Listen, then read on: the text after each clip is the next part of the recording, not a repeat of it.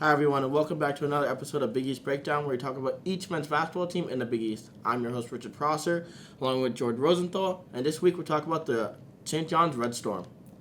St. John's went 17-15 overall last year, 8-11 in Big East play, and they lost in the second round in the Big East tournament in a really close game to Villanova.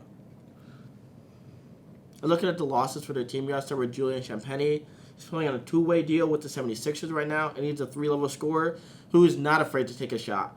He can score at all three levels. He can score in the mid-range, finish at a basket, and of course he's comfortable shooting the three.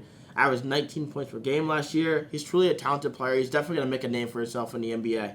Another player that they lost last year was Aaron Wheeler. He was a transfer from Purdue last year. He was a nice player for them, averaging 10 points a game. The 6'9" frame had averaged about a block per game. He was definitely a solid piece for the team. Looking at the additions, David Jones had 15 points a game last year and 30 minutes per game last year with DePaul. He didn't shoot great. He's more of a downhill player looking to finish, and he can shoot a little bit in the mid-range, but he likes to get around the basket. Definitely going to be a weapon for them this year. Another player to look at is four-star recruit AJ Storr. He played for IMG last year. He could shoot the ball well. He is comfortable on the open floor. Looking at the roster staying from last year, they have big names on the roster now that need to perform.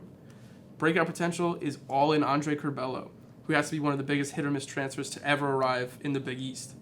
A top 50 recruit coming into college, he regressed heavily in his sophomore year at Illinois. If he can fix his abysmal three-point percentage and an awful turnover ratio, he's going to be an important asset for this team. Now looking at how UConn matches up against this team, UConn has yet to take down St. John's without a problem since returning to the Big East, and that figures to be the case again.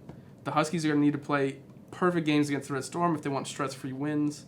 St. John's guards are quick and pesky and will give UConn's less adept dribblers nightmares. St. John's doesn't present a big threat from three, however, so if they can lock down the paint with their big men, they should be able to fend off the Johnnies.